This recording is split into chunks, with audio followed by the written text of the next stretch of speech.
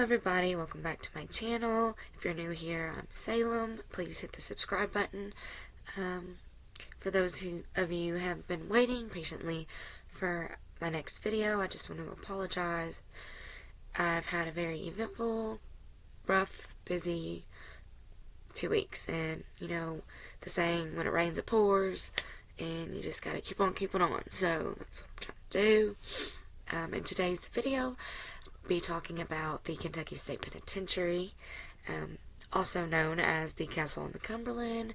It is a maximum security and supermax prison. It has the capacity of 856 prisoners.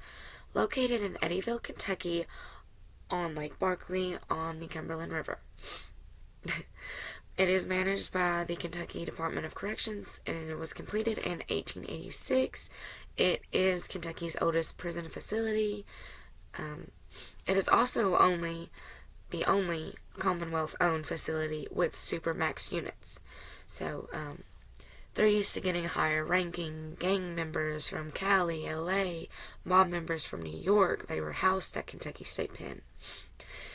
It is still running to this day. Excuse me.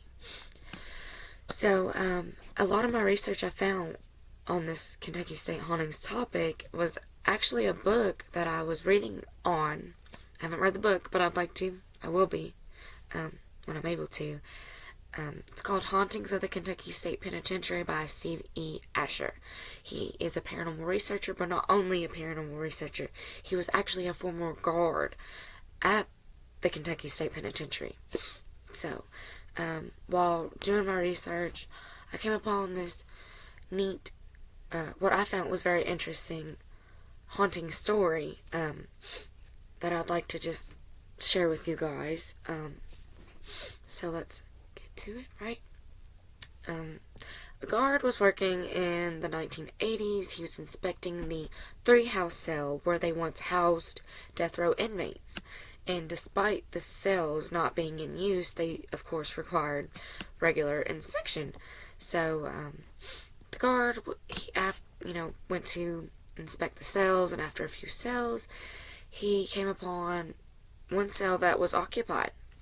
And the prisoner stood in the center of the cell reading a Bible.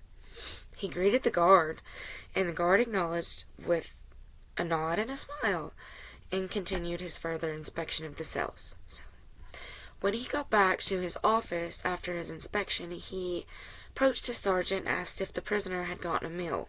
And the sergeant was just taken back. He was confused. He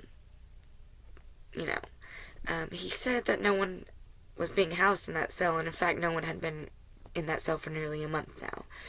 The sergeant knew how thorough the guard typically is on inspecting, so he insisted himself on checking it out. The guard and sergeant both approached the cell to find it was indeed empty, and a light layer of frost attested the cell having been empty for some time. And so once the pair had stepped inside, they did notice the temperature was chilly. Excuse me, guys, I'm losing my voice. The cell was stripped, except a small Bible was laid upon the floor. The guard had picked it up and noted that the pages was open to 102nd Psalm, and one single passage was highlighted. Verse 20, to hear the groaning prisoner, to lose those appointed by death. He passed the Bible to Sergeant and shuddered as he read the verse aloud. That is wild, of course. To hear the groaning prisoner, to lose those appointed by death. And for that to have been, the 3-house cell where the death row inmates had been housed at, and for that guard to have told a story and said, hey, I just seen somebody, he was reading a Bible. His sergeant, nobody's in there. They go back, nobody's in there except for a Bible. And that's the verse that was highlighted and the pages was on. I don't know.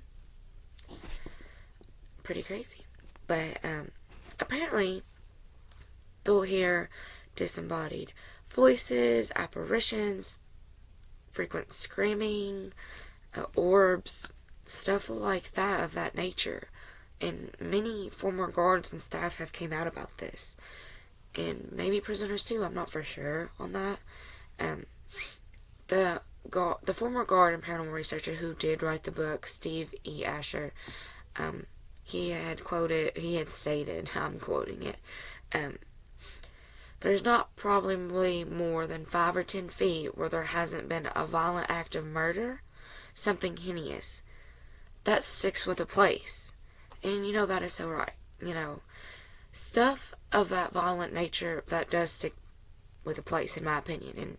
And, as he was a former guard, he knows a lot about that facility, that building, that occupation,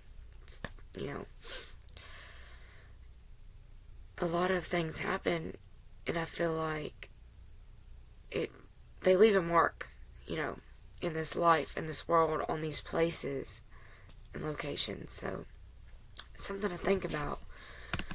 I believe it. That's me, but it's pretty wild. I mean, if y'all are interested in that, I would look it up, get the book, read on it. There's so many more hauntings on the Kentucky State Penitentiary because, like Steve E. Asher had said, there's no more than 5 or 10 feet where something didn't horribly go wrong. And to me, it's very crazy. It's scary. Really. So, yeah. That's basically the little story I wanted to tell you of the groaning prisoner and the guard. I hope y'all enjoy today's video. Hopefully I'll be getting back to posting a lot more.